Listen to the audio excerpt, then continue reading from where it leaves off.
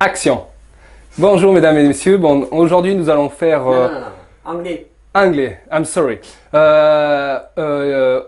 Today we go to montrer la bûche de Noël que nous avons fourrée la dernière fois avec l'accent français ardéchois. Ok, allez, je vais attendre qu'on évite parce qu'il faut un. Merci. Il faut un traducteur. Translate please. Je translate. Ok, on a fait la bûche. Tout à fait. Qu'on appelle entre nous le cachalot. Voilà, le cachalot. Le cachalot. Parce Mais que... ceci dit, le cachalot qui est très très bon. Hein. Oui, David a apprécié que dans les commentaires sa bûche soit qualifiée de cachalot. J'ai dû lui expliquer en français ce que c'était un petit peu un cachalot et il a beaucoup apprécié. Yes, thank you Et very donc much. on a décidé de faire une petite sauce pour accompagner ça. Tout à fait, faire une petite sauce, comme ça au moins au moment de couper la bûche pour la manger, ben, on aura un petit accompagnement supplémentaire. Alors la petite sauce, qu'est-ce qu'on fait? Ben, on fait la pomme kaki, hein, Voilà, tout simplement. Moitié pomme, moitié kaki. Allez, bon, on C'est part parti. sur ça alors. Allez, on fait ça à la route, tu connais la technique. Voilà. On dégoupille le kaki. Ping. C'est la technique à la catalane. Sinon à l'ardéchois c'est couper et peler, mais non c'est du bio, c'est normal, il faut garder même la peau. Allez hop, Hop on là. va démarrer pour faire un petit peu de sauce avec.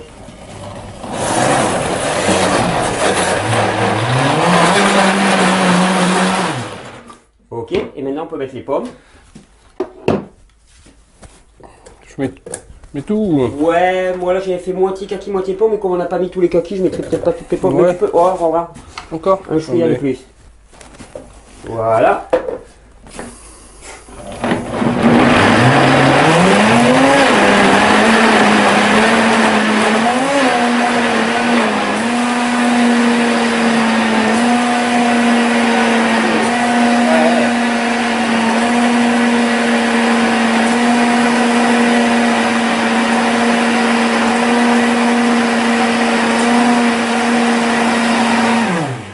Voilà. David, est-ce Yeah. que tu peux goûter avec ton finger, s'il te plaît? Yeah. Vas-y. Ça, c'est un sacré doigt. Voilà, hop. It's very good. Very good. C'est bon, ça te rappelle le pays, hein? Yeah, very good. Ouais. Very C'est un good. petit goût de crème de marron. Ouais, tout à fait. C'est Ouais. hallucinant. Yeah. Magnifique. Ok, alors la bûche, tu nous la présentes un petit peu parce qu'on a fait kitsch comme il fallait. Yeah, tout à fait. Donc, alors ici, vous avez la fabuleuse bûche de Noël. Donc, comme nous avons dit la dernière fois, donc la pâte banane caroube, nous l'avons garnie de poire cannelle. Et donc, voilà, avec un bel assortiment de couleurs pour faire la petite bûche vraiment de Noël. Ouais, Voilà. avec la petite kitscherie qui va bien. Voilà, tout à fait, avec les accessoires qui vont bien. Ok, allez, on va défaire le plateau, puis on va faire une petite dégustation, ça te dit? Eh ben allez, yes. Alors, on va essayer de démouler la bûche.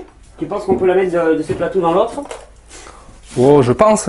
Par Oui. contre, on va voir en espérant que ça n'a pas trop. Hop là, on va remettre le petit papa, le petit Noël. Vas-y. Allez, vas-y, je tiens. Tu fais. Normalement, ça devrait bien se décoller. Hein. Voilà, Ça se décolle parfaitement bien. voilà. La réalisation est parfaite. Voilà. Ah, puis il y a cette petite poire là qui a collé à côté. Hop là. Rien de tel. Ensuite, on prend la pâte. Allez, tiens. Hop là. Donc ça, comment on va la faire glisser? Elle devrait glisser elle-même, je pense. Ouais, je pense. Tu peux voir, vas-y. Attends, sinon, prends-la d'un côté, moi je la prends de l'autre. Voilà, vas-y. Hop là. Magnifique. Voilà, nous vous présentons le joli cachalot qui vient de s'échouer sur sa plage. Oh, On met la petite crème autour. c'est un petit clin d'œil à une personne qui m'a fait un joli commentaire sur ma bûche de Noël. Il est taquin. Regardez le contraste des couleurs là qui est absolument magnifique. Ah oui, c'est magnifique comme ça. Ouais. Allez, on passe à la dégustation. Allez, bah c'est parti alors. Allez, Hein. copain, c'est le bon moment là. Allez, tiens, gars. Attends, prends celui-là. Tu vas voir. Tu vas prendre celui-là? Ouais. Ça coupe bien. Ouais, celui-là il coupe bien. Allez. Ah, regardez ça, en plus c'est magnifique comme ça se coupe. Voilà, tac. Tu veux goûter Thierry? Ah, allez, je me sacrifie. Allez, je t'en prie.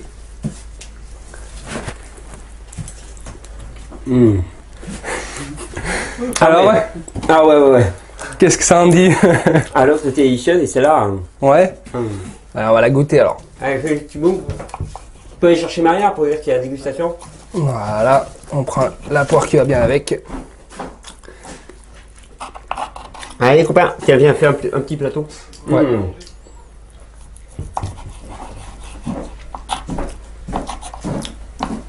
Elle est encore plus fondante que l'autre. Ouais, carrément, ouais. Avec la crème de kaki. Je mets un peu de crème de kaki dans l'assiette.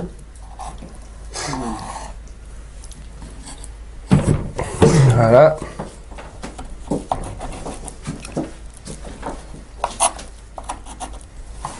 Ouais, comme présentation, ensuite, ça devient fabuleux. Ah ouais, complètement. Et on voit bien, elle a bien pris la forme de roulé. Hein. Elle est Ouais. vraiment... Nicolas. Allez-y. toi. Super. Cynthia, Je sens bien la porc déjà sur les doigts. fais Là. passer l'assiette. Je vais passer la tuerie. Allez, bon appétit. Bon appétit. Ouais. Moi, je vais enchaîner parce que j'ai fait une vidéo question-réponse ce matin. D'accord, mais très Avec bien. un grésillement dans le micro, donc je vous présente mes excuses. Un petit problème technique, mais enfin bon, il y a une question-réponse qui enchaîne juste après ça. Eh ben c'est très bien, parfait. Merci David pour ta venue Merci. exceptionnelle. Thank you very much and vive l'amour et vive les fruits. Alléluia. Merci. Bonjour. Jour 18, jour 17, jour 18, je me souviens plus. Jour 17 ou jour 18. J'ai un petit trou de mémoire. Jour 17 ou jour 18 dans cet immense challenge là qui est bien intense. Je ne sais pas comment vous le vivez, mais je vous garantis que pour moi c'est un sacré challenge aussi, que toutes ces vidéos, que tous ces commentaires, que tous ces messages. D'ailleurs, commentaires, je vous assure que je ne peux pas tous lire actuellement. Donc je vous prie de m'excuser si je ne réponds pas à tous les messages. Pareil pour les questions vidéo, on va fermer le site à la fin de la semaine, à partir de samedi soir, on va fermer le site. Plouf. On va fermer le mail, c'est-à-dire que pour 15 jours, pour un peu plus de 15 jours, on va fermer les échanges mail de manière à ce que l'équipe puisse se reposer un petit peu légitimement, parce que là ça a été très intense ces 3 semaines. Et donc dans ce cadre-là, finalement, je tenais à éponger un petit peu toutes les questions vidéo qui pouvaient rester en suspens, parce qu'il y en a encore beaucoup en suspens et des très bonnes questions.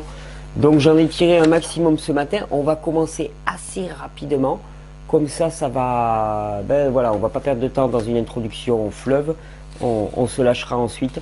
Mais voilà, c'était pour vous dire à quel point finalement tous ces échanges étaient nourrissants. Ils étaient riches et nourrissants. Actuellement, on n'a pas une équipe qui permet de répondre à tout cela, mais voilà, qui n'est pas encore structuré pour, mais ça va venir progressivement, on va s'y mettre progressivement. Vous verrez que le site va s'arrêter, en fait le site, toujours pareil, les mails vont s'arrêter, les échanges par mail vont s'arrêter. Il n'y aura pas de vidéo non plus pendant ces 15 jours. Par contre, je vous réserve une petite surprise qui sera divulguée dimanche. Enfin, une grosse surprise qui, je pense, va vous maintenir en joie pendant tout ce temps d'attente, le temps que le site se relance tout début janvier. Allez, on commence tout de suite donc avec des questions. Alors, ces questions, elles me touchent énormément parce que elles dénotent de quelque chose de radicalement nouveau. C'est le besoin de comprendre. Non pas le besoin d'avoir des solutions, mais le besoin de comprendre. Et pour moi, ça fait vraiment toute la différence. C'est-à-dire, ces questions-là, elles ne sont pas donnez-moi la solution, dites-moi quoi faire, mais plutôt qu'est-ce qu'il faut comprendre à ce phénomène? Qu'est-ce qu'il faut comprendre à ce phénomène?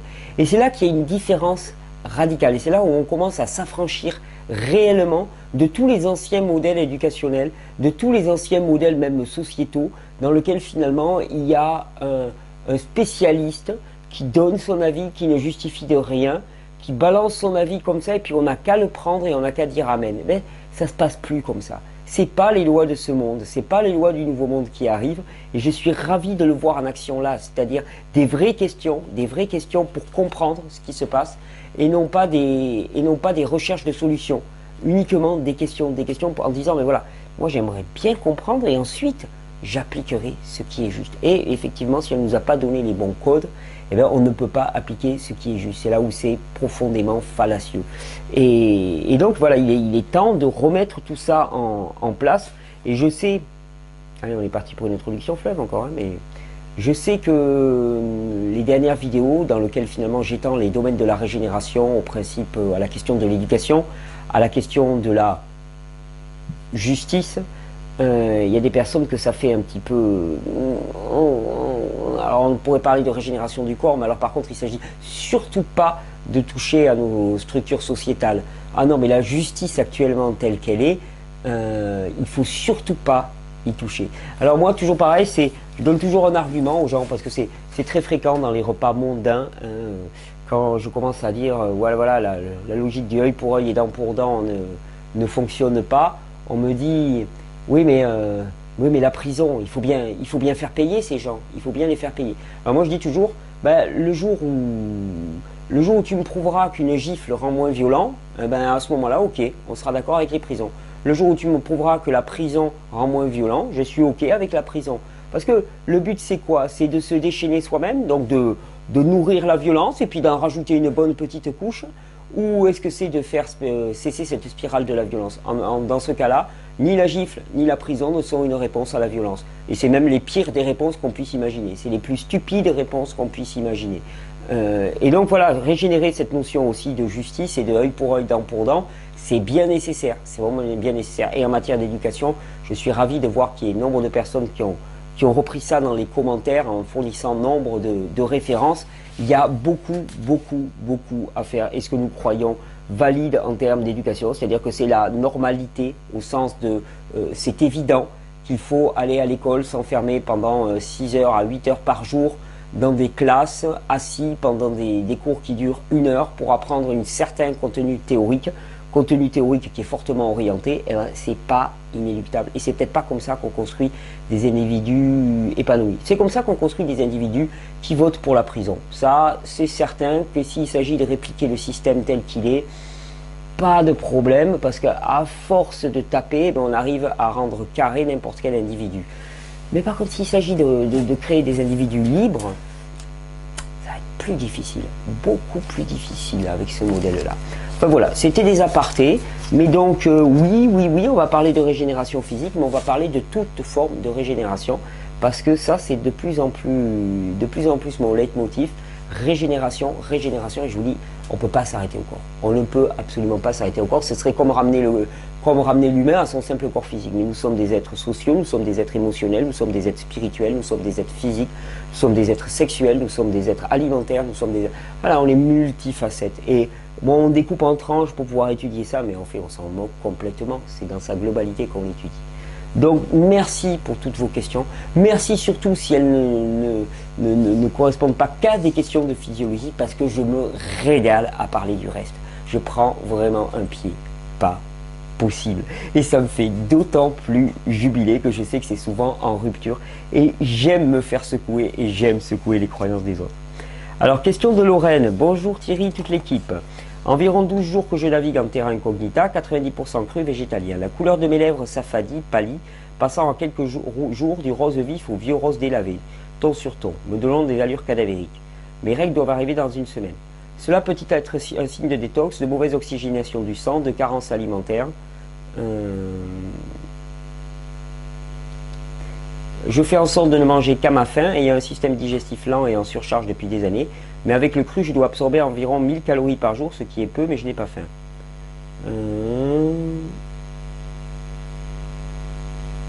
Alors tu me dis, antécédents médicaux, séquelles d'une atteinte virale pulmonaire, encombrement bronchique, ablation des amygdales avant 7 ans, ablation de la vésicule biliaire à 18 ans, glande surrénale épuisée, je suis en attente de réception. Nanana.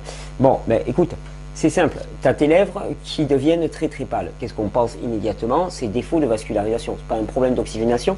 Mais là, c'est prompt. Tu vois, on voit souvent le doigt qui pointe la lune et pas la lune. On va voir des lèvres qui deviennent beaucoup plus pâles. On va se dire, ah, mais il y a un problème d'oxygénation. Non, c'est un problème circulatoire. C'est que le sang n'arrive pas là. Tu me dis que tu as des glandes surrénales épuisées. Tu me dis que tu viens de faire juste un changement alimentaire. La réponse, elle n'est pas plus longue à trouver. La plupart de nos aliments que nous consommons de façon régulière et courante avant que nous fassions une transition alimentaire, sont des stimulants. Ce sont des produits qui vont nous cravacher, cravacher, cravacher, et donc cravacher aussi nos glandes surrénales, qui permettent donc de tirer le peu d'énergie qu'on pourrait tirer encore de ces glandes surrénales. Quand on arrête ça, ben, qu'est-ce qui se passe? Chping, le système s'effondre. Le système s'effondre et on est en face finalement de l'état réel de notre corps. Et donc on prend un visage blanc, un visage blanchâtre de ces personnes épuisées. Pourquoi? Parce qu'on est épuisé. C'est tout. Donc Lorraine, pour moi ça c'est un gros signe de fatigue extrêmement avancée, effectivement. Bon, tu me dis que tu consommes que 1000 calories par jour. C'est pas énorme. Après, c'est le début de la transition et tout. Ça arrive, excusez-moi. Ça arrive fréquemment, ce genre de choses. C'est une question d'adaptation. Voilà, ne te sous-nourris pas. Mais bon, pendant un temps, ça peut servir. Quand il y a beaucoup de nettoyage à faire, on remarque que les besoins alimentaires sont extrêmement minimisés. Pas de problème de ce côté-là. Mais ça, c'est juste un problème de fatigue et de révélation de la vraie fatigue. Question de Jean-Christophe. Bonjour Thierry, que pourrais-tu nous dire sur la physiologie de l'ulcère de l'estomac? Je n'ai rien trouvé sur le site sur ce sujet. Je me doute qu'il y a comme toujours une histoire de détoxination, mais comment ça marche? Et quel est le rôle de la bactérie Helicobacter pylori que la médecine officielle rend responsable de la majorité des ulcères? Ah bah oui, c'est toujours pareil, c'est la faute à Helicobacter. C'est la faute à Helicobacter, comme ça nous, on est peinard. Il y a Helicobacter qui nous est tombé dessus, le méchant, et il est responsable de notre ulcère. Non, non, mais non, non, mais non, le foie gras, le pâté énaf, mais non, mais non, mais non, mais c'est bon pour l'estomac, ça. Je vous dis, c'est bon, ça. Oh, ça, c'est de la bonne chose, c'est de la bonne chose qui va vous nourrir comme ça. Hein, mais non, mais Helicobacter, c'est le méchant, il faut l'éradiquer, il faut prendre des médicaments anti-hélicobactériens, et tout va bien.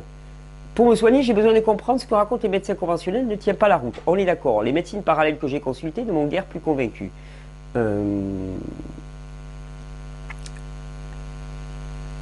Ok, tu me fais confiance. Ah, un ancien collègue à moi, je suis boulanger. Ah là là là là là là là. Ah là là là. Allez, je t'en veux pas, toi non plus. Non, ouais. Mais t'as décroché super fort, toi aussi. T'as décroché de la boulangerie. Hein, c'est un sacré milieu avec la boulangerie. Hein. Moi, j'aimais beaucoup. Hein. J'ai eu du mal à décrocher. J'aimais tellement pétrir. Ça a été dur pour moi. Il a vraiment fallu que je me rende compte que j'étais en train de pétrir du poison pour que je me dise. Alors, Helicobacter, qu'est-ce qu'il a à voir là-dedans? Qu'est-ce que c'est qu'un ulcère d'estomac?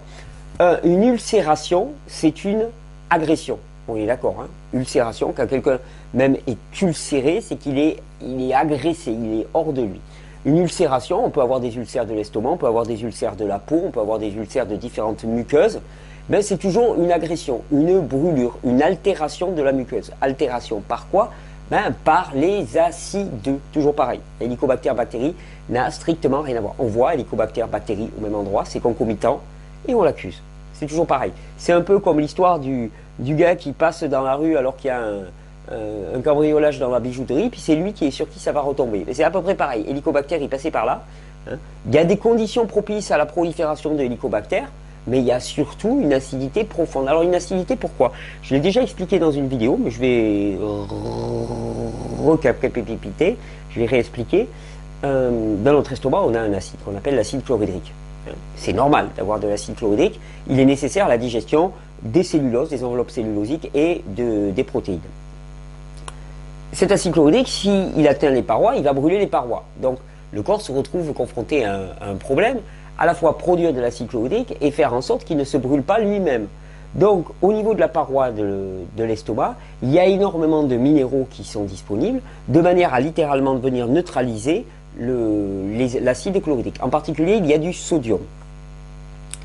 Quand le sodium n'est pas régulièrement renouvelé. Et alors je ne parle pas de sel de table, je parle de sodium biodisponible, ce qui fait bien la différence pour toutes les personnes qui disent « Ah non mais il n'y a qu'une seule sorte de minéraux ». Pipeau.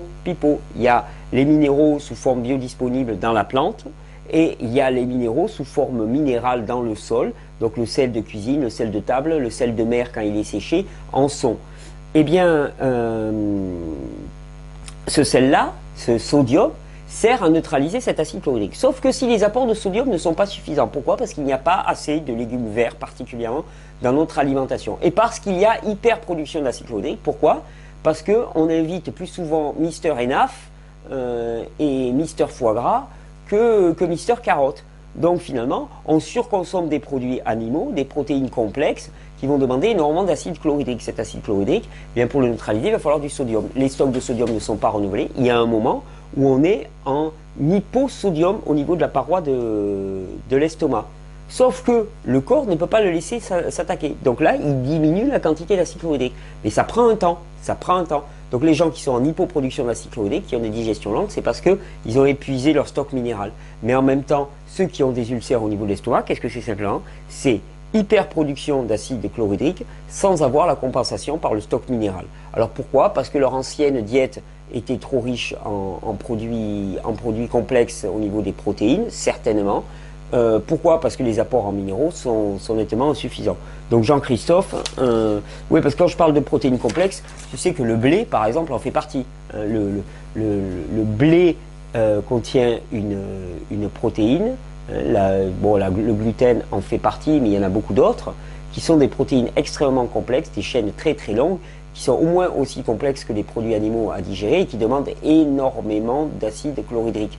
Donc, tu comprends facilement que, ben voilà, quand on a gros besoin d'acide chlorhydrique, il y en a énormément qui est produit en permanence, agression des parois, qui plus est pas d'apport minéral conséquent pour équilibrer tout ça, bim, on se retrouve avec un ulcère. Pense de toute façon, ulcération égale inflammation. Pas la peine d'aller chercher plus loin, Hélicobacter, il a pas grand chose à voir là-dedans, sauf qu'il passait dans le coin. Alors qu'il y a un petit lien, oui, mais... ça je le range. Petite question.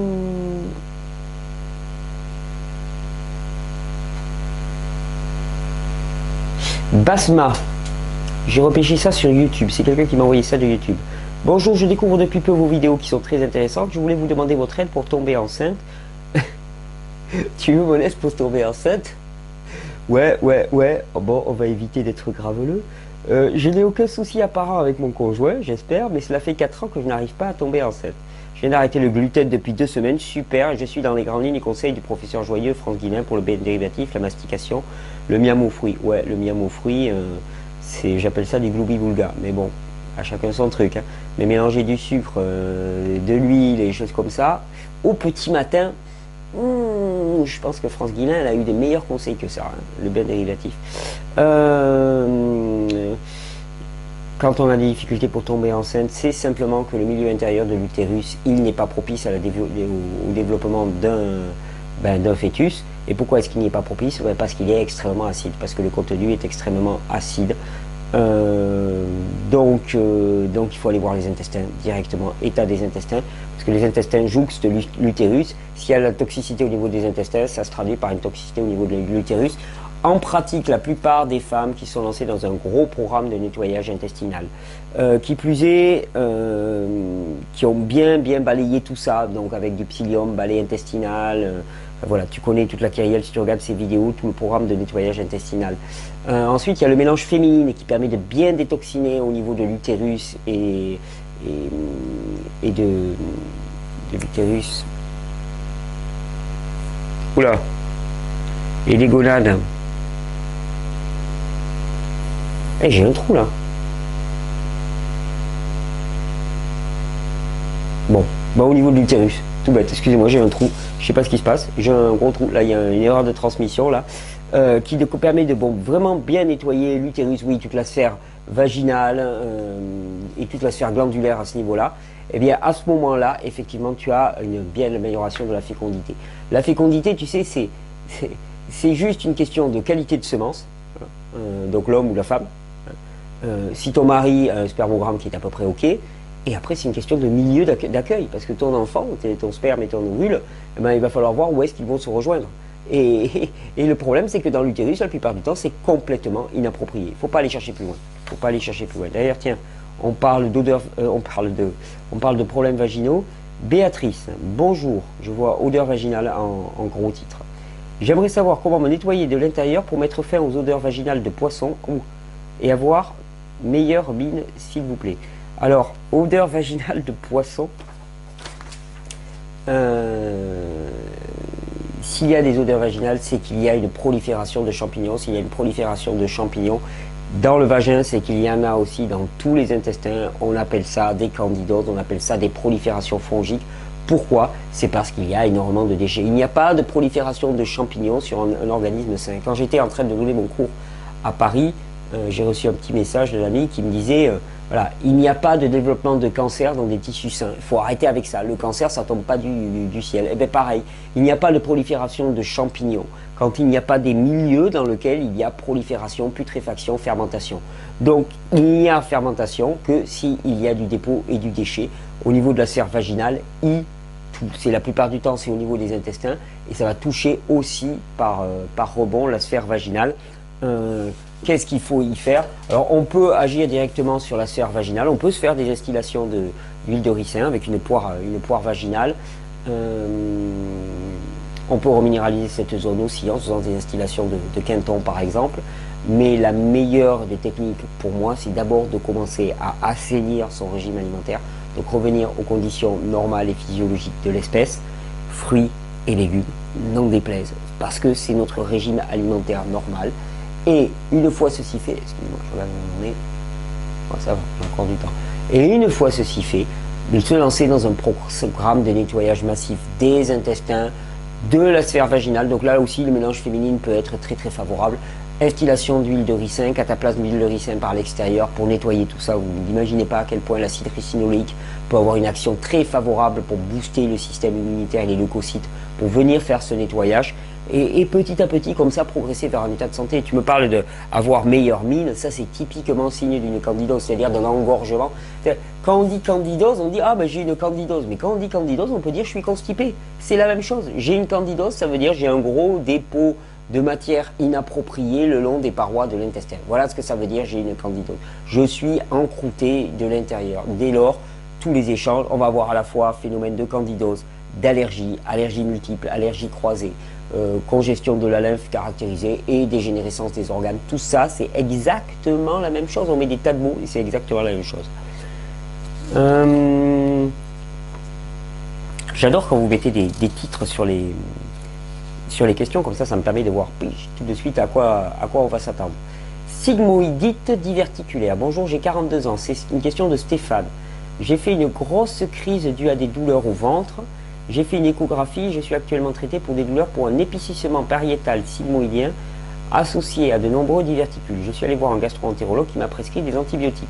Mais je souhaite me soigner autrement avec les conseils de Thierry si c'est possible. Par la suite, je souhaite me convertir au cru, manger plus sain. Mais en attendant, j'aimerais savoir si j'arrête ces antibiotiques, quelles sont les démarches à suivre pour retrouver une santé avec le tout cru. Ok Stéphane,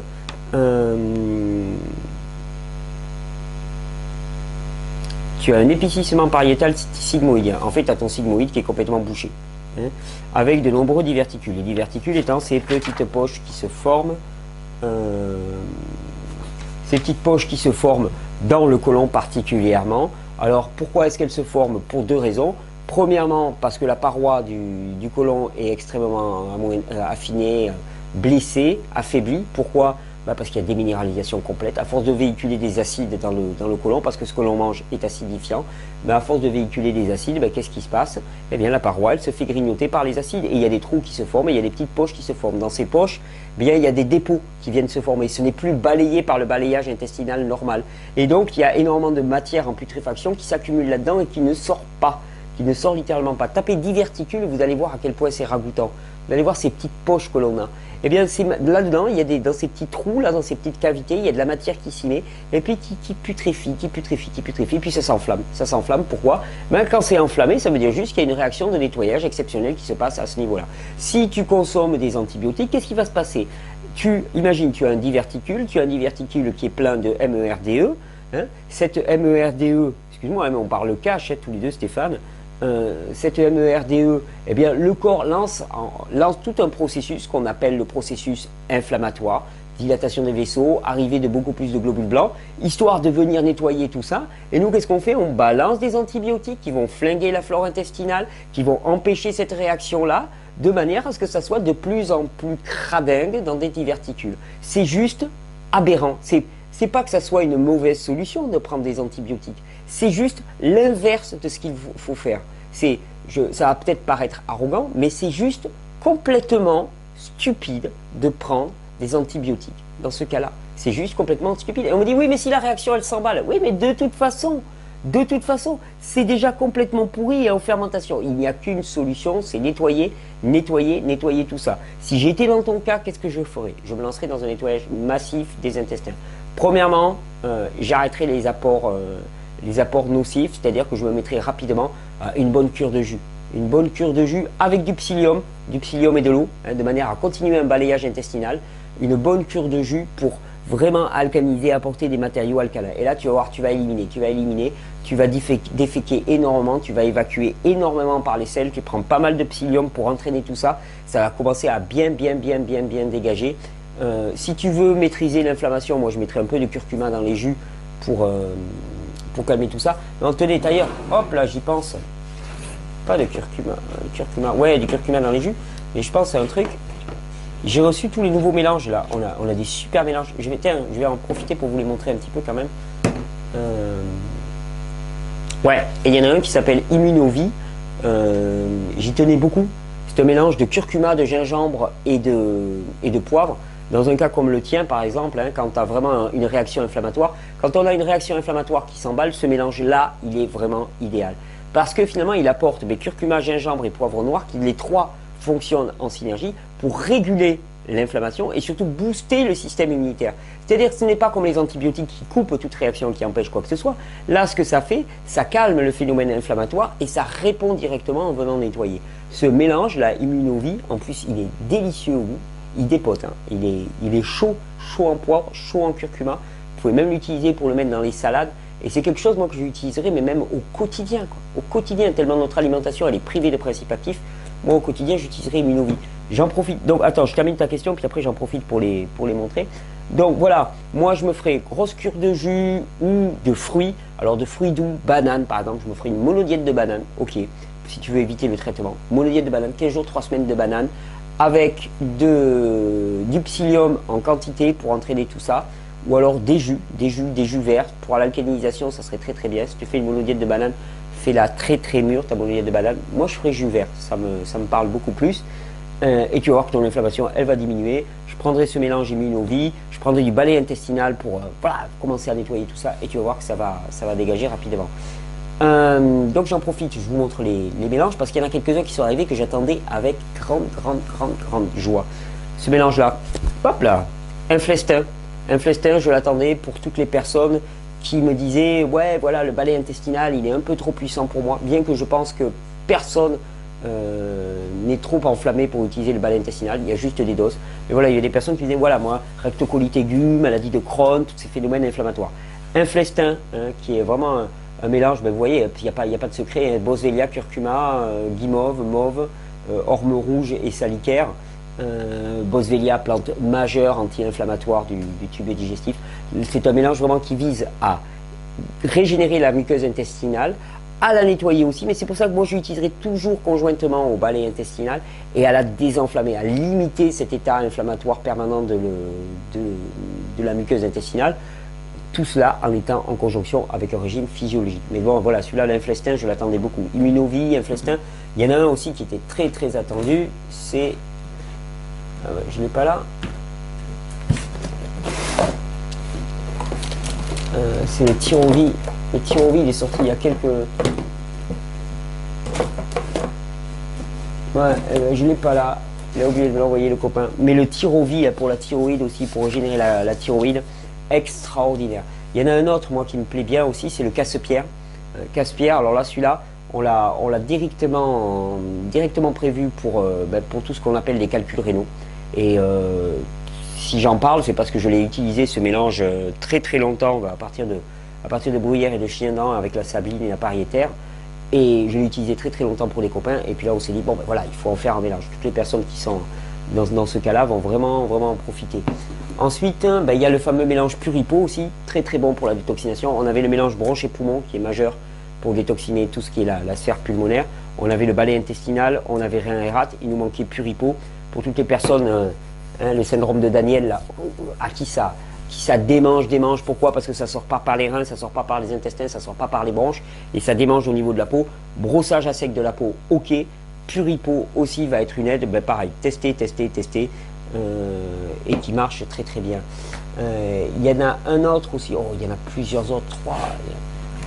On a sorti pas mal. Là, il y a tout un stock. Ah ouais, celui-là c'est mon préféré. Ah, celui-là c'est un petit bonheur que je me suis fait, que j'ai demandé à Pascal d'ABC de la nature. Ça c'est mon mélange pour moi, on va dire. J'adore l'ortie. Je suis un fanat de l'ortie que je considère comme une plante majeure de notre pharmacopée qui joue sur la sphère rénale, surrénalienne et endocrinienne de façon très très globale. Et je rêvais d'un mélange qui mélange ortie-feuille, ortie-racine et ortie-semence. Parce que la semence d'ortie, pour régénérer la sphère surrénalienne, elle est excellente. Et elle est très dure à trouver, la semence d'ortie de bonne qualité. Donc voilà, j'avais demandé à Pascal, ok, tu me fais un truc là qui va vraiment cibler toute la sphère endocrinienne, la sphère rénale et ainsi de suite. Et bien le voilà, ortie piquante absolue. Ça pour moi c'est un mélange voilà, qui serait, moi que je vais consommer au quotidien, vraiment, pour avoir ben, voilà, tous ces bénéfices en dehors du temps de production de l'ortie. Et pour toutes les personnes d'ailleurs qui peuvent en récolter de l'ortie, ben, faites-le vous. Prenez de la racine, vous la faites sécher, prenez de la feuille, vous la faites sécher, vous prenez de la semence. Alors il faut vraiment arriver à avoir la semence au bon stade, c'est là où c'est un petit peu difficile. Et vous faites ce mélange, et je vous garantis que ce mélange-là, c'est... Puis alors au niveau du parfum, ah, j'adore. J'adore. Ensuite, ce petit mélange-là que j'avais pensé pour les enfants, le mélange hivernal. Alors, à la fois qui est un mélange pour soutenir le corps dans ces processus, bah, toujours pareil, ce qu'on appelle les maladies hivernales, on fait l'agression des muqueuses par le froid, hein, et tout ce besoin qu'a le système immunitaire d'évacuer un petit peu plus. En même temps, comme ça a été hivernal, je me suis dit on va en profiter pour en faire aussi un mélange qui va être un petit peu chauffant. Donc c'est pour ça que j'y ai inclus l'astragale dedans. Astragale, échinacée, galanga, plantain et lichen d'Islande. Globalement, c'est un mélange que j'ai vraiment beaucoup pensé pour les enfants ou à viser très très large pour les personnes en rentrée d'hiver, finalement pour leur permettre de soutenir le système. Moi je l'utiliserai beaucoup avec Immunovie par exemple, c'est un spectre très large toutes les deux pour soutenir le corps dans ces processus de nettoyage, particulièrement en période hivernale dans lequel il y a moins de soleil, moins de détoxination. Ensuite, eh ben, on a le fameux CardioCool, hein, puisqu'il y avait le mélange pour les surrénales, mais les gens me disaient « Ah ouais, mais en cas d'hypertension, comment est-ce qu'on fait ?» Alors en cas d'hypertension, je disais toujours, bon, mais vous prenez le mélange rein et rate, parce que si vous avez de l'hypertension, c'est parce que vous avez un blocage rénal. Maintenant, en plus du mélange rein et rate, je vous conseille le mélange CardioCool, qui permet effectivement de favoriser le ralentissement du fonctionnement, la baisse de la tension, tout en sachant que la tension n'est qu'une réaction à l'empoisonnement et à la congestion du système. Donc avec les plantes qu'il y a là à l'intérieur, eh bien ça permet de résoudre cela conjointement, uniquement à un régime physiologique adapté. Je ne suis pas un vendeur d'huile de serpent, comme diraient les Américains, là, le snake oil. C'est absolument faux de penser que sans modification du régime alimentaire, on peut arriver à des résultats simplement avec une poudre plante. C'est absolument faux. Ça ferait gagner beaucoup d'argent à ABC de la nature, mais c'est absolument faux. Ils n'attendent pas de moi que je dise ça.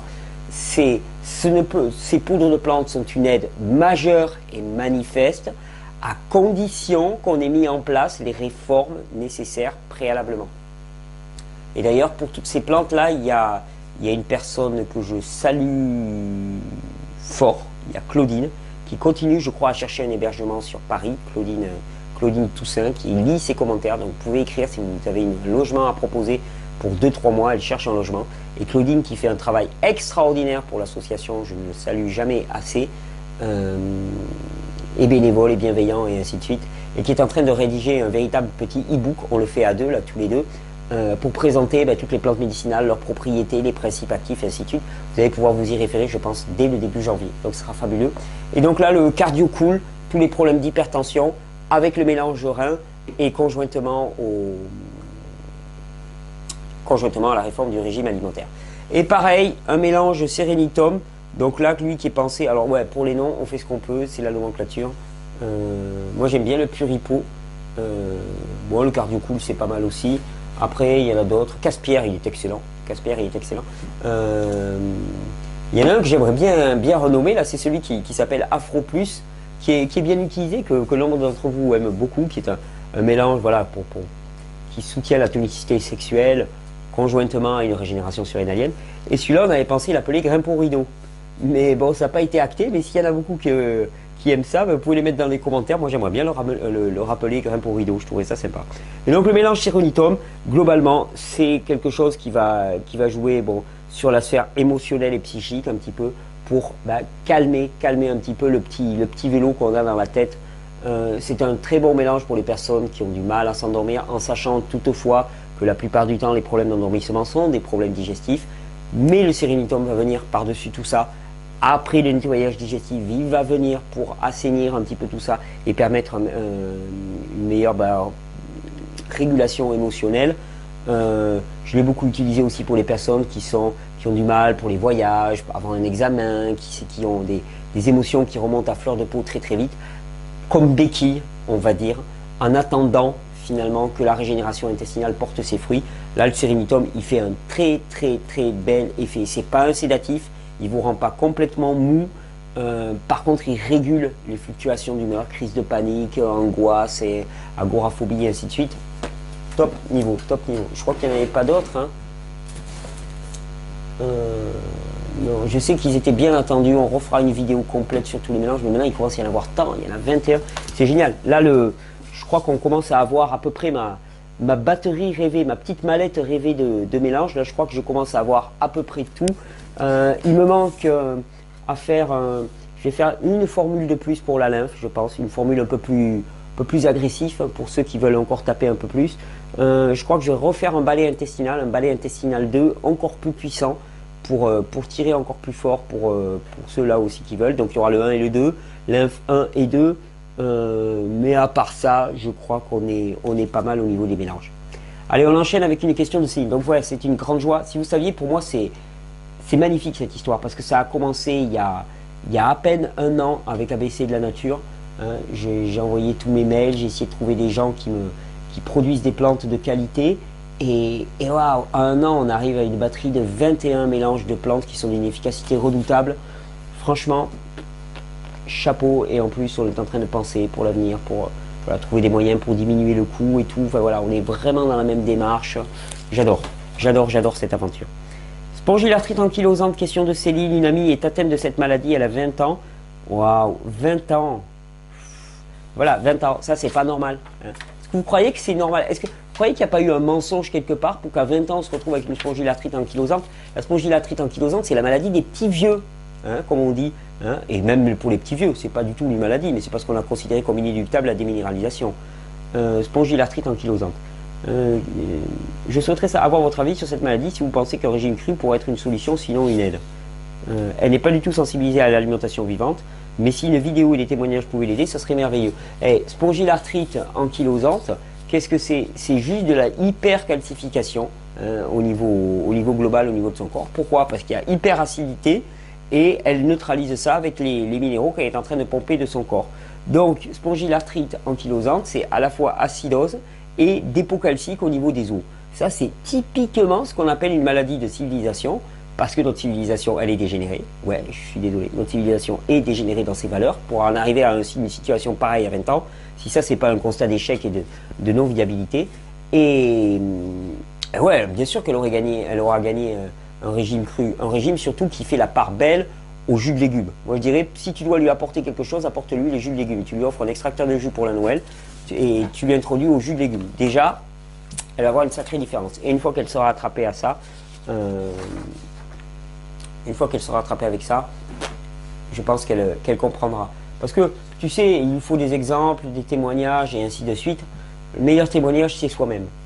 Fais-lui prendre des jus régulièrement sur plusieurs semaines. Elle va voir la différence parce que de toute façon, il ne peut pas en être autrement. Et elle sera convaincue.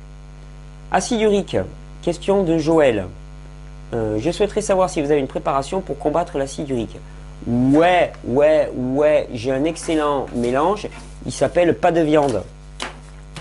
Pas de viande, c'est un mélange qui fait que tout morceau de steak qui s'approche de ta bouche est automatiquement désintégré. L'acide urique, c'est un produit de décomposition des protéines complexes. C'est aussi produit par les candidats dans nos intestins accessoirement, mais pour la plupart des gens, si on a trop d'acide urique dans le corps, c'est uniquement parce qu'on consomme beaucoup trop de produits animaux et que ça dépasse la capacité métabolique du foie pour les traiter. Nous avons la possibilité de consommer une petite quantité de produits animaux, mais très petite, très petite. Et ce n'est pas des 500 grammes de steak régulièrement comme on voit actuellement. Donc je n'ai pas de préparation pour combattre l'acide urique au sens où, je ne veux pas mentir, l'acide urique, il faut d'abord arrêter d'en apporter. Donc d'abord arrêter de consommer des produits animaux extrêmement complexes pour lesquels nous ne sommes pas faits. Surtout que nous avons bien d'autres alternatives actuellement pour se nourrir et pour avoir notre apport protéique normal. Question de Carole. Cancer, par quoi commencer? Par quoi commencer? Quel jus? Quelle quantité? Je n'ai pas le temps de tout lire et de tout écouter, j'ai besoin d'aide. Je peux te scanner toute la prise de sang pour info. Tu sais Carole, on s'en fout du sang. Cela pourrait intéresser d'autres Belges. Il me semble que cette prise de sang est différente. Ouais, je ne l'ai pas en fait la prise de sang. Mais on s'en fout de la prise de sang, Carole. On s'en fout véritablement. Si tu as une prolifération cancéreuse, ça veut dire que tu as un état d'acidité majeur dans l'organisme. Tu me demandes quel jus, quelle quantité le maximum, quel jus, celui que tu veux. Un jus de légumes particulièrement, si tu veux cibler le nettoyage du sang parce que c'est une leucémie, tu sembles me parler de ton sang. Si c'est une leucémie, bah, tu inclus de la betterave dedans.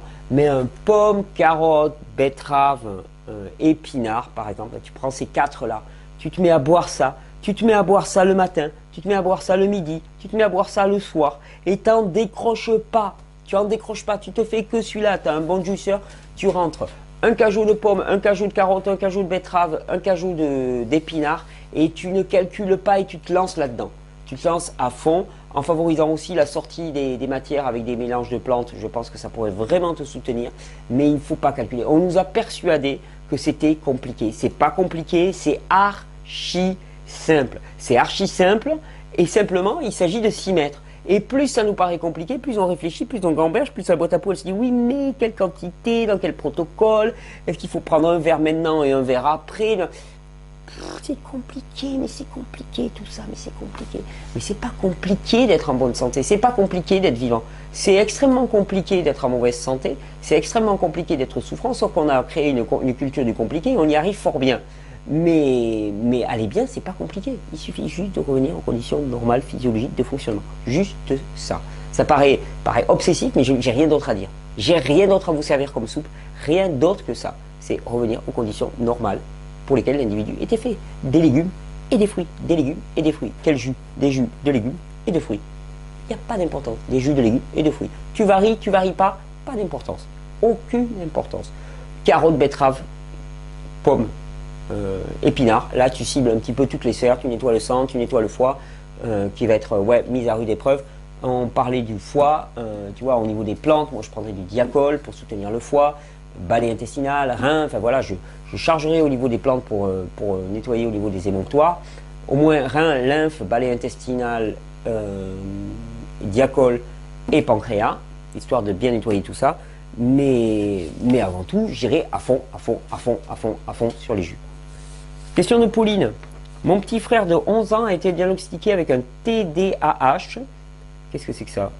Qui a un trouble de l'attention avec hyperactivité. Des études ont montré que l'arrêt du gluten et les produits laitiers sur ces maladies, tout comme l'autisme, était bénéfique. Cela me paraît logique. Or, mes parents ne veulent rien attendre. Que puis-je leur dire pour les convaincre d'améliorer la santé physique et mentale de mon frère qui en souffre beaucoup dans sa vie quotidienne? Alors, écoute Pauline, moi je vais te proposer un truc. Ton frère souffre, hein, et c'est évident. Parce que le gluten et les produits laitiers sont des poisons majeurs pour l'organisme. Je pense que toute ta famille souffre. Parce que quand un membre de la famille souffre, toute la famille souffre. C'est pas possible de faire autrement. Alors ce que tu peux proposer à tes parents, c'est de faire un essai. Tu vas dire, mais et si on faisait un essai? Bien sûr que ça va leur demander un effort au niveau changement. Ça va demander un effort de changer un peu les habitudes de la famille. Parce qu'il ne va pas falloir demander aux petits frères de ne plus manger de gluten et puis aux autres de continuer à s'empiffrer de pain et de pâtes. Ça, c'est pas correct. C'est toute la famille qui va devoir changer. Et ça, des fois, c'est pas facile. C'est pas facile et on se heurte. Ouais, ok, alors c'est un poison pour lui, mais pas pour moi. Nos petites addictions.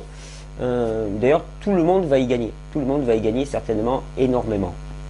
Mais il faut faire un essai. 3 semaines, 1 mois, facilement. Sans gluten, sans produits laitiers. Mais il faut que ça soit strict pour avoir un vrai bon effet et pour se rendre compte un petit peu de ce que ça peut donner sur l'enfant.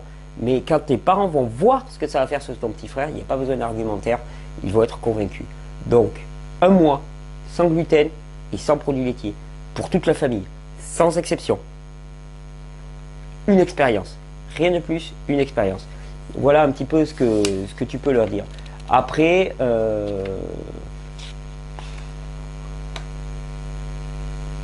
tu peux leur passer le livre de Natasha Campbell, Natasha, N-A-T-A-S-H-A, Campbell, C-A-M-P-B-E-2-L. Je sais que maintenant il existe en français sur les GAPS, les Gut and Psychology Syndromes. Mais même ça, c'est pas la peine. Dis-leur de faire l'expérience. Il y a un moment où il faut nourrir la boîte à peau et puis il y a un moment où il faut faire l'expérience. Dis-leur de faire l'expérience et ils vont voir tout de suite la différence. C'est pour ça que c'est avantageux. Les gens qui me disent ouais, ça marche ton truc de jus, de cru, tatati, tatata. Je leur dis mais faites l'expérience. Faites l'expérience. Qu'est-ce que vous avez à perdre? Un mois à manger des fruits, ça va, c'est pas la mort. Et puis voilà. Question de Catherine. Thierry conseille les jus Brus? Ouais. Malheureusement, je n'ai pas pu en trouver. Moi, je te conseille des jus de l'extracteur. J'ai trouvé des jus de légumes lacto-fermentés Völkel, mention Déméter. Est-ce encore vivant? N'est-ce pas trop acide? Ouais, non, c'est pas mal. C'est un bon dépannage. Ouais, c'est un bon dépannage pour le voyage, les choses comme ça. Vu qu'ils sont lacto-fermentés. Quand on ne peut pas se faire de jus, vaut-il mieux boire ceci ou manger une salade? Bon, je dirais tu fais les deux. Tu fais les deux, puis c'est peinard. Non, mais c'est des bons jus quand même, hein, les Volkel, quand on voyage et tout, ça peut le faire. Ok, merci alors pour la réponse qu'elle m'a apportée. Cependant, j'aimerais quand même savoir pourquoi l'association gras-sucre est mauvaise alors qu'elle est habituellement prônée. Et pourquoi est-ce qu'elle est mauvaise? Parce que au niveau digestibilité, ça fermente tout simplement. Le gras va rester dans l'estomac, les sucres ont besoin de passer, les sucres qui attendent, ils fermentent, ça fermente. Et ça fait un mauvais mélange. Pourriez-vous m'indiquer des livres de base concernant l'hygiénisme? Concernant l'hygiénisme, des livres de base, il y a les livres de Désiré Mérien, il y a les livres, donc Désiré, D-E-S-I-R-E, Mérien, M-E-R-I-E-N,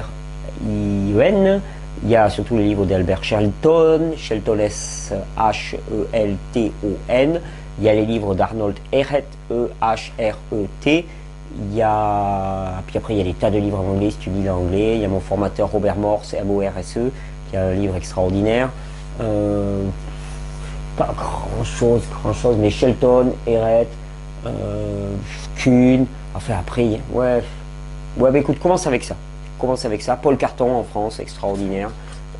Voilà, là tu as des vraies bonnes références pour ce qui est l'hygiénisme. Allez, je regarde où on en est. Je m'étais promis, pas plus d'une heure. Il nous reste un petit quart d'heure et il nous reste beaucoup de questions. On va essayer de faire vite. Joël.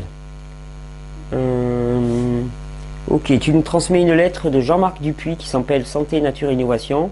Car la santé naturelle ne voit pas l'acidose dans la mort. Ok, donc ce Jean-Marc Dupuis a fait une lettre pour indiquer 10 signes que la mort approche. Donc, premièrement, perte d'appétit. Deuxièmement, fatigue et sommeil excessif. Troisièmement, affaiblissement. Quatrièmement, confusion mentale. Cinquièmement, respiration laborieuse. Sixièmement, isolement social. Septièmement, ralentissement des mictions de l'urine. Pieds et chevilles qui enflent en 8. Extrémités froides en 9. Veines marbrées en 10. Comment réagir à la fin de l'article? Ah ouais, c'est quand même énorme. Donc, il liste les signes de la mort qui approchent.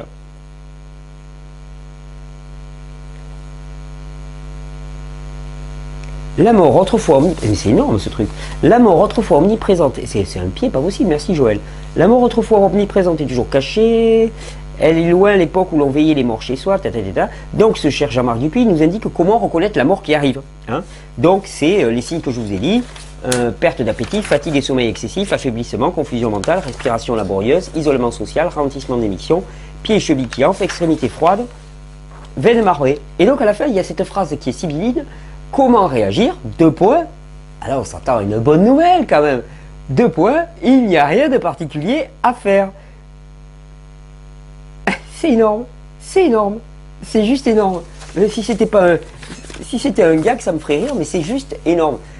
Effectivement, on a acté que tous ces signes que tu as reconnus, Joël, comme étant des signes de congestion et d'acidose, veines marbrées, fatigue, perte d'appétit. Perte d'appétit, c'est pourquoi? Parce qu'il y a une congestion du système qui est totale. fatigue et sommeil excessif, épuisement du système nerveux, affaiblissement, confusion mentale, anémie. Pourquoi? Parce que le sang ne circule plus, parce que c'est tellement obstrué, tellement acide, et qu'il y a de la fatigue aussi. Respiration laborieuse, pareil, système nerveux autonome. Isolement social, alors là c'est plus lié aux encroûtements digestifs. Ralentissement des mictions, voilà, c'est une dysfonction rénale. Pieds et mains qui enflent, c'est œdème. Extrémité froide, problème de circulation. Veine marbrée, c'est uniquement parce qu'on a une déminéralisation. Et donc on a acté, non mais je vous dis, on a baissé les bras. On a baissé les bras. Là on a dit amen à la dégénérescence, la déminéralisation. On considère comme normal d'avoir des cheveux blancs, on considère comme normal d'être courbé quand on est vieux, on considère comme normal de plus savoir où on a garé sa bagnole passé 70 ans, on considère comme normal tous ces processus-là et on dit « Ah mais c'est normal, il vieillit ». Mais non, c'est pas normal, c'est pas normal, il est juste déminéralisé, il est juste acidifié à bloc, c'est juste ça. Et ce genre de courrier, santé, nature, innovation, alors ça j'aimerais bien savoir par quoi c'est sponsorisé. Il me ferait bien rigoler ça. Rien que le nom, déjà, moi, il me glace bien. Mais j'ai l'impression que c'est un truc qui est bien diffusé. C'est-à-dire que ce genre de stupidité est extrêmement diffusé en France. Ça fait peur. Ça fait extrêmement peur. Parce que là, qu'est-ce que c'est? C'est couchez-vous. Couchez-vous, la mort arrive, couchez-vous. Ah, il n'y a rien à faire. Il n'y a rien à faire. Alors moi, j'ai une bonne nouvelle à vous partager. Hein. C'est qu'on n'est pas obligé de se résigner. On n'est pas obligé de laisser tomber. Et c'est pas parce que vous avez 80 ans, que vous avez les cheveux blancs, que vous avez de l'arthrite, que la vie elle est terminée et qu'au contraire on peut crier victoire, victoire contre la fatalité, victoire contre la mort, victoire contre toutes ces espèces de résignation que l'on porte sur les épaules permanentes, cette espèce de charpe de lourdeur que l'on porte sur soi. Non mais victoire là-dessus, victoire sur l'obscurcissement de l'esprit, victoire sur la propagande de ce type, victoire sur ce genre d'endoctrinement qui nous fait croire que finalement la vie n'est qu'une inéluctable chute vers une espèce de mort annoncée à un certain âge qui serait un âge normal. C'est faux, c'est juste le processus de la déminéralisation. Ce que l'on croit être la mort est juste un processus de déminéralisation. Pourquoi? Parce que les minéraux ne sont pas comblés dans le corps. Pourquoi? Parce qu'on s'acidifie tout le long de sa vie. Question de Khali. J'espère que j'écorche pas ton nom. Ça s'écrit R-H-A-A-L-I. Je voulais dire Khali. Bonjour Thierry, l'équipe. Je voulais savoir si tu pouvais parler des cordes vocales. C'est un comique, ce Jean-Marc Dupuis. Je voulais savoir si tu pouvais parler des cordes vocales prochainement. Je suis chanteur, je suis sur ma voix du cru depuis 1 mois et demi. Ma voix du cru, c'est cool. Et j'aimerais savoir s'il y a des éléments spécifiques pour la régénération des cordes vocales. Si hormis le travail sur la respiration, tu préconiserais des choses, huile de ricin en cas d'inflammation. Ouais, en cas d'inflammation, l'huile de ricin, ça marche très bien. Les gargarismes à l'eau salée aussi, en cas d'inflammation, ça marche très bien. Les plantes adoucissantes, comme la mauve, la guimauve en infusion, ça peut avoir une très bonne action. Globalement, les jus de légumes très verts, sont très alcalinisants, que tu peux garder un petit peu en gargarisme et te gargariser avec sont très favorables. Mais la huile de ricin, puis régime physiologique, hein, c'est pas normal d'avoir une faiblesse des cordes vocales. Alors après, bon, t'es chanteur, quand on est chanteur, on tire fort dessus. Hein, donc après, il faut, si tu rentres dans quelque chose de non physiologique au niveau de travail, je n'en sais rien, mais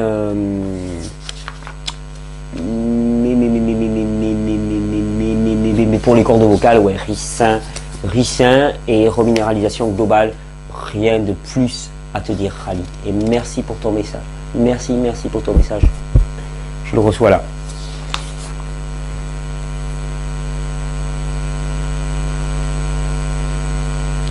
Alors, question de Marjorie. J'aimerais savoir comment expulser des glaires coincées dans la gorge. Ça fait plus de 6 mois que je traite cela. Plus remontée gastrique, du moins ça y ressemble. Ben, le mélange bronche et poumon là est vraiment excellent pour permettre l'expectoration. Ou plus globalement le fenugrec. Infusion, décoction de fenugrec.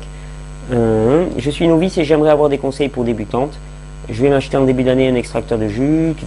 On va faire des vidéos. T'as eu une ablation de la rate à l'âge de 11 ans. Quel malheur. Ben, des conseils pour les débutants.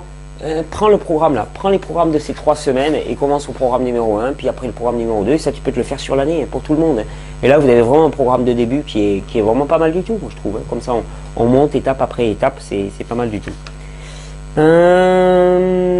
Garance. Bonjour à vous tous. J'ai une amie, son fils de 4 ans a le syndrome d'Angelman. Que je me souvienne, ça je crois que c'est une maladie neurodégénérative. Dite génétique. Peux-tu faire une petite vidéo sur cette maladie qui est rarissime? Tu ferais quoi si ton enfant avait cette maladie? Si mon enfant avait cette maladie, premièrement, j'arrêterai de me faire polluer par le virus génétique. C'est-à-dire, je ne laisserai pas passer l'endoctrinement génétique par moi. C'est-à-dire, on me dirait, ouais, c'est une maladie génétique, ton enfant il est foutu, tatati, tatater, hein. Mais moi je lui dirais, moi j'ai d'autres connaissances, et là, moi la génétique, je vous réponds épigénétique. Et là, je réponds victoire sur la fatalité. C'est juste ça. Donc là, votre truc de la génétique, ça passe pas. C'est pas chez moi, même pas la peine, ça rentre pas dans ma famille. Hein, je veux même pas en entendre parler. Après, je dirais, ok, je change les conditions dans lesquelles cet enfant va se développer. C'est-à-dire que je le mets dans des conditions physiologiques normales pour avoir une bonne régénération nerveuse. Et c'est une dégénérescence nerveuse, ni plus ni moins. Ça ne répond à rien d'autre qu'au phénomène de dégénérescence nerveuse, la plupart du temps lié à l'acidose. Alors, question d'Isabelle. Ouais, c'est chouette si tu peux leur porter le message, hein, Garance. Ça serait très important. Excuse-moi, je fais vite, je termine parce que il me reste 4 questions. Et il me reste 7 minutes officielles. Question d'Isabelle. Il y a quelque temps, tu avais proposé de m'appeler, mais je pense que tu es débordé. Non, je ne suis pas débordé, mais par contre, j'ai pas le temps d'appeler et c'est très difficile pour moi. Et puis au téléphone, moi, j'y arrive pas. J'y arrive pas. C'est toujours très très long. Je suis désolé. Hein, je n'aime pas les consultations. Je ne donnerai jamais de consultation. Je n'aime pas le principe des consultations et je suis incapable de donner des consultations. Moi, les trucs trop carrés, trop cadrés à recevoir des gens, c'est juste insupportable pour moi et c'est pas juste. C'est pas juste parce que le meilleur prescripteur, c'est vous. Je donne toutes les informations ici. Tout est donné. Donné. On va en donner encore plus, toujours plus sur ce site, avec le nouveau site, avec les nouvelles structures.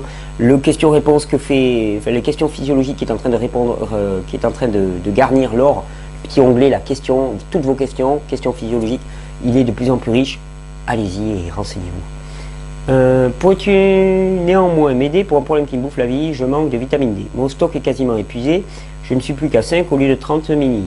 J'en ressens des symptômes terribles, épuisement, faiblesse musculaire, tétanie, douleur osseuse au bassin et au thorax, douleur digestive, peau extrêmement sèche. Je suis intolérante à de nombreux aliments et manque de bol à de nombreux compléments de vitamine D. Bah ouais, mais c'est très simple. Tu ne supportes plus du tout le soleil, insolation et gonflement du visage instantané. Je pense que c'est à cause des métaux lourds. Non. Viens David, je finis. J'enregistre, mais j'en ai encore pour 10 minutes. Problème, c'est que la vitamine D, elle est produite au niveau de la peau, hein, par l'action du soleil sur un dérivé du cholestérol. Ok?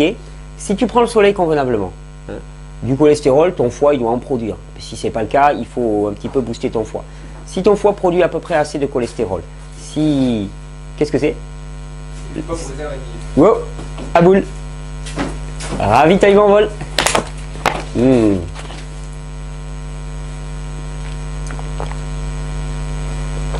Voilà du jus.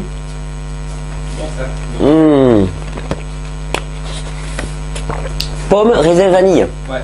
Ah, c'est le grand chef David qui faisait une éruption impromptue. Il a récupéré du décalage horaire, maintenant il est matinal. Et il fait du apple, grape, vanilla, qui est son jus de prédilection. Et j'avoue que je biberonne volontiers. Ouais, alors, la question de la vitamine D. Donc la vitamine D, elle est produite par l'action du soleil sur la peau, sur un dérivé du cholestérol. Si ton foie est OK, c'est produit. Par contre, ta vitamine D, elle est absorbée au niveau des intestins. Tu me décris de nombreuses allergies. Alors tu penses que les allergies sont liées au manque de vitamine D. Pipo, di, bo. C'est faux. C'est faux. Le problème, c'est que on voit la cause, on voit les conséquences et on ne voit pas la cause. Muqueuse intestinale complètement obstruée, milieu intestinal complètement délétère dans un état POU2RIE. Qu'est-ce que ça donne? Ça donne mauvaise absorption de la vitamine D, bien qu'elle soit produite, mauvaise absorption de la vitamine D, et ça donne aussi réactions allergiques multiples. Pourquoi? Parce qu'hyperperméabilité de la membrane et ainsi de suite. Pour moi, toutes tes réactions d'allergie sont concomitantes à la faiblesse en vitamine D. Ce n'est pas une conséquence du manque de vitamine D. C'est tes intestins. La vitamine D, on s'en fout royalement. Si les intestins sont en bon état, tes stocks de vitamine D, ils sont pile poil. Moi, les vendeurs de compléments se payent votre tête. Là, on va me dire, ah Thierry, tu es en colère. Mais ouais, je suis en colère, mais c'est de la sainte colère. C'est pas n'importe quoi. C'est de la sainte colère. Et j'ai droit à la sainte colère. Je trouve que c'est important même d'être en colère. Non mais, quand on voit les âneries qu'on peut essayer de nous faire gober, les histoires là de qu'est-ce qui vous reste comme remède quand vous êtes déminéralisé, ben laissez-vous mourir. Ouais, à ça. Sérieusement, il y a des moments où il faut arrêter les bêtises. Ouais, je suis en colère. Bien sûr que je suis en colère. J'ai pas envie de frapper quiconque. Je suis en colère contre cette bêtise et contre cette forme de renoncement absolu qui fait que on prend les choses telles qu'elles sont et on se fait vendre des compléments en vitamine D. La vitamine D ne pose aucun problème. Quelle que soit votre latitude, vous synthétiserez assez de vitamine D. Le problème, c'est de l'absorber, la vitamine D. Et on a une muqueuse intestinale qui est dans un état tellement pourri qu'on n'assimile plus la vitamine D. C'est pareil, on vous fait gober de la vitamine B12. C'est faux. Nous devons avoir dans notre environnement, dans notre biote intestinal, les bactéries nécessaires à produire de la vitamine B12. Les vaches, tous les ruminants, tous les animaux produisent de la vitamine B12. Mais nous, non. Spécificité humaine. Pareil, l'être humain, il a besoin de vitamine C pour vivre. Pipo, gimbo. On est capable de la produire nous-mêmes. D'ailleurs, la vitamine D, c'est pas une vitamine, c'est une hormone. Donc déjà, c'est réglé. C'est une vitamino-hormone. Mais tout ça, c'est du pipeau. On veut tellement peu toucher à notre régime alimentaire. Rendez-moi ma casserole là. Comme ça, touche pas ma casserole. Qu'on veut tellement peu le remettre en cause qu'après, on invente des solutions pour répondre à des faux problèmes et à des mauvais problèmes. C'est juste stupide. Là, dans ton cas, je commencerai à nettoyer les intestins. Toutes les allergies croisées que tu as sont dues à l'état de tes intestins. Tous les phénomènes d'épuisement que tu as sont liés à tes intestins. Tu as des douleurs inflammatoires, c'est pas lié au manque de vitamine D. Je vois pas ce que le manque de vitamine D réfère dans une douleur inflammatoire. La douleur inflammatoire, elle est liée à l'engorgement acide de ton corps. Pourquoi? Parce que la muqueuse intestinale laisse passer à peu près n'importe quoi. Tu vois, regarde, faiblesse musculaire, tétanie, douleur osseuse au bassin et au thorax. Au bassin, qu'est-ce qu'il y a au bassin? Eh bien, il y a les intestins. Au bassin, il y a les intestins. Bam! Ah mais ça m'énerve parce que là, je sens qu'on est en train de te balader et de jouer sur ta faiblesse, sur ta douleur, sur ta détresse. Et ça m'énerve au plus haut point.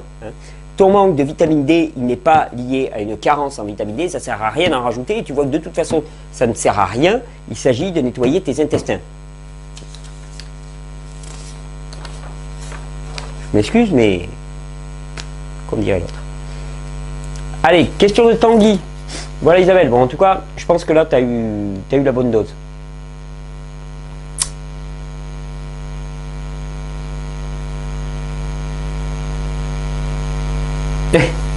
Ok, alors Tanguy, merci.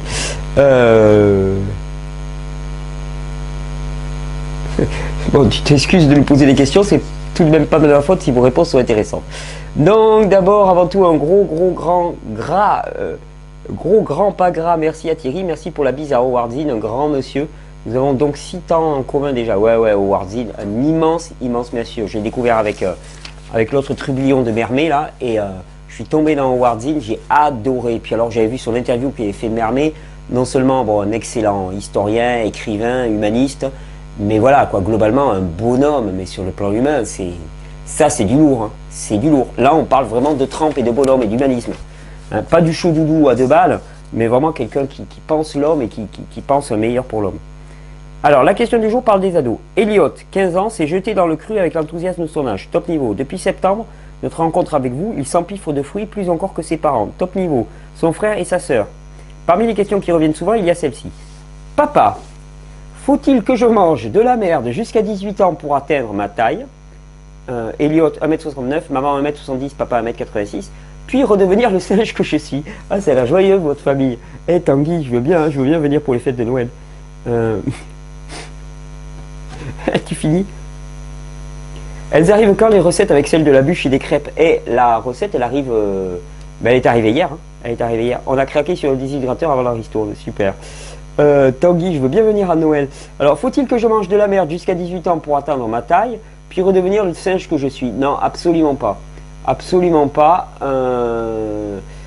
Il n'y a pas de retard de croissance avec la nourriture crue. Il est certain que les produits laitiers boostent la croissance. La plupart du temps, elles ne font que la hâter.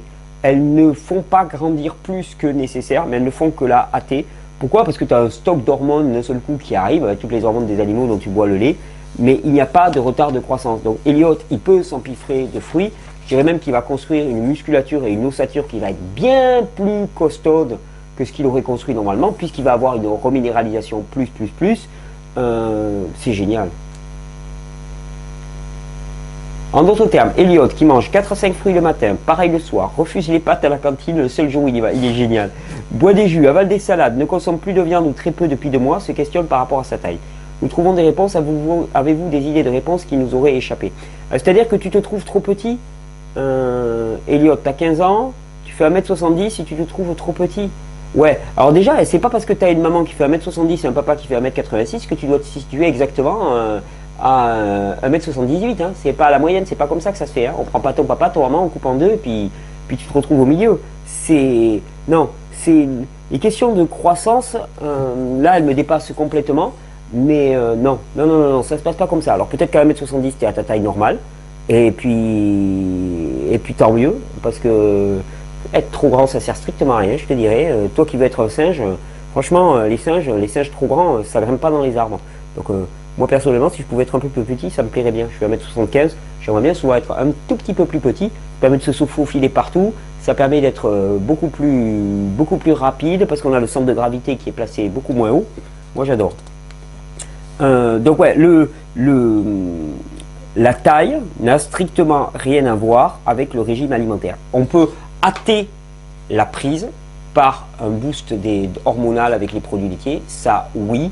On peut forcer un peu sur la pituitaire, c'est vrai, si on blende pareil un produit laitier, mais ça n'a jamais transformé quelqu'un qui était génétiquement petit en quelqu'un de plus grand. Quelles sont les raisons qui président à la taille? Je n'en sais strictement rien. Mais personnellement, moi, je ne m'affolerai pas avec ça. Voilà, j'ai pas vraiment d'argument, c'est purement plic, Tanguy et Elliot, je suis désolé. Mais voilà, moi je te dirais que non, reste le singe, reste tel que tu es, c'est génial. À 15 ans, c'est dément, et tu peux porter le message. Ah, si vous passez un jour dans le coin, passez nous voir, dites bonjour. Je veux bien t'avoir en vidéo, Elliot. Hein. Question d'Isabelle. Je suis au cru depuis septembre, alors le titre c'est IMC à 19. Je suis au cru depuis septembre, accompagné d'ailleurs par mon mari. Nous sommes tous très contents de ce changement d'alimentation et tous les changements qui sont faits autour de nous sans vraiment les provoquer. Le premier effet constaté est une perte de poids significative pour tous les deux. Mon mari avait une dizaine de kilos à perdre, il est content. En ce qui me concerne, j'avais juste à perdre un peu de cellulite sur les cuisses et les hanches et encore. J'ai perdu, mais j'en suis à 61,5 kg pour 1m79. J'ai perdu 6 kg. Je ne veux plus maigrir davantage parce que je suis limite trop osseuse. Comment faire pour reprendre un peu de muscle? Eh bien, travailler tes muscles. Je mange plus que mon mari et je maigris plus facilement. Pourquoi? Parce que tu as un métabolisme qui est certainement plus rapide, peut-être un petit peu d'hyperthyroïdie à voir, certainement. Tu as un métabolisme, tu sais, chacun a un métabolisme différent, hein, et là c'est lié à l'état de la thyroïde. Je mange plus que mon mari et je maigris plus facilement. Ça peut être lié à un métabolisme plus rapide, ça peut être lié à un défaut d'assimilation aussi, parce qu'il y a beaucoup de gens qui ont un défaut d'assimilation. Donc là pareil, on va cibler les intestins et ainsi de suite. Tu parlais d'un complément pour refaire du muscle. Lequel? Oui, est-ce qu'il est ce complément? J'ai pas de parpaing sous la main. Mais sinon, si tu prends un bon parpaing, voilà, ça c'est un super complément pour faire du muscle. Un parpaing, un sac de ciment, ce genre de truc, ça marche bien. Parce que sinon, du complément pour faire du muscle, j'en connais pas. L'apport protéique n'a jamais fait prendre de muscle. L'apport protéique participe à la prise musculaire, car il y a un travail musculaire. Pourquoi? Parce que les protéines ont un effet rebond anabolisant par la sécrétion d'insuline. Ok, il faut un peu de protéines pour construire du muscle. Ok, mais le principal pour construire du muscle, c'est de faire de l'exercice. Et actuellement, ce que tu perds, c'est de la graisse, ce n'est pas du muscle, et ça révèle simplement ton état de sous-musclé. Il n'y a plus qu'à. Je ne supporte pas très bien les oléagineux, il m'arrive parfois. Comment puis-je associer d'autres aliments afin de ne pas être obligé d'ingurgiter de trop grosses quantités?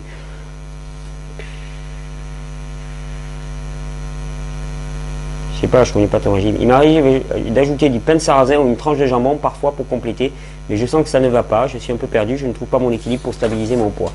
Et la plupart du temps, les gens qui ont le plus de problèmes à se nourrir, à stabiliser leur poids ou des choses comme ça, c'est ceux qui ont le plus besoin de jeûner. Pourquoi? Parce que c'est complètement congestionné et complètement déréglé au niveau endocrinien. Donc voilà, moi voilà ce que je te dirais.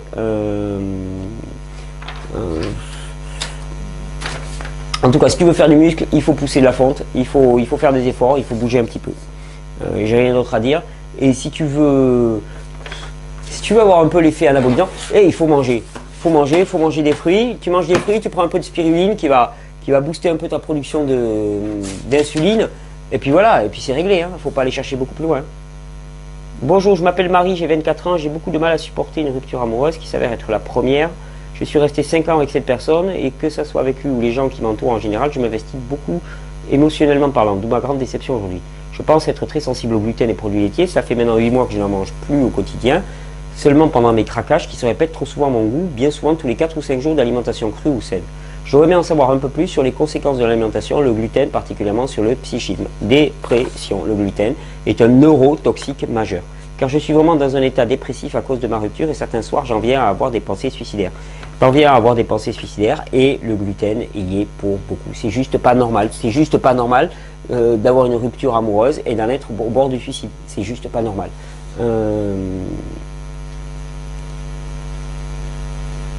Forcément, je compense ce mal-être avec des produits riches sucrés. Ouais, c'est un petit peu la spirale infernale. Et hier soir, dans mon agitation et mon désespoir, je me suis demandé si finalement le gluten ne pouvait pas accentuer mon mal-être. Le gluten accentue ton mal-être totalement. Ce qu'il faut, c'est que tu t'imposes strictement, quels que soient les craquages que tu vas faire, de faire du zéro gluten. Tu te poses des contraintes comme ça.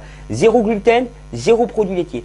Tu craques si tu veux, zéro gluten, zéro produit laitier. Zéro. Pas du tout. Je me doute que le gluten n'est pas la cause de tout, détrompe-toi. C'est normal qu'une rupture amoureuse soit douloureuse. Non, c'est pas normal. Mais cela peut-il accentuer le développement des mauvaises émotions? Non, une rupture amoureuse. Une rupture amoureuse, c'est chacun sa route, chacun son chemin. Je vois pas pourquoi ça rendrait triste. Ça rend triste, bon, peut-être parce que nos relations, elles sont pathogènes. Ça, c'est clair, un jour, on en parlera, la relation amoureuse. La plupart des relations amoureuses, c'est je suis bancal, tu es bancal. Ouais, allez, équilibrons-nous l'un l'autre. Puis on avance comme ça. Et puis le jour où il y en a un qui s'en va, l'autre s'écrase, c'est ta faute, tout ça, c'est terrible, c'est absolument terrible. Je ne dis pas ce que tu vis, hein, c'est ce que j'ai vécu moi tout le temps. Et une relation amoureuse, c'est ça. Boum, boum. Qui marche côte à côte. Et qui marche côte à côte tout le temps.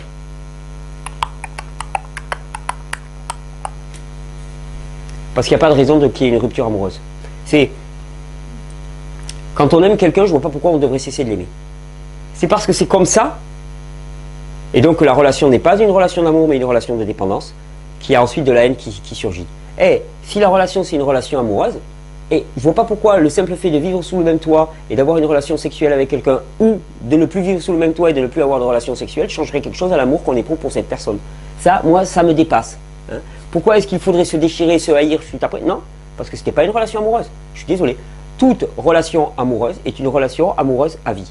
Le problème, c'est que la plupart des relations que nous avons ne sont pas des relations amoureuses. Ce sont des relations de dépendance, ce sont des relations sexuelles, ce ne sont pas des relations amoureuses. Toute relation amoureuse dure à vie. C'est juste ça. Parce que quand on aime une personne, on l'aime. On l'aime, c'est tout. On s'en fout de savoir ce qu'elle vit, ce qu'on vit. On l'aime. Donc, nos relations amoureuses n'en sont pas, et c'est pour ça qu'elles nous rendent tristes. Elles nous rendent tristes pourquoi? Parce qu'on a perdu sa béquille. C'est tout. Désolé, j'envoie du gros et du lourd, mais c'est la vérité. C'est la vérité. On cherche des béquilles. On cherche tous des béquilles. Et puis une fois qu'on a pris sa béquille, alors les mecs, ils cherchent leurs béquilles.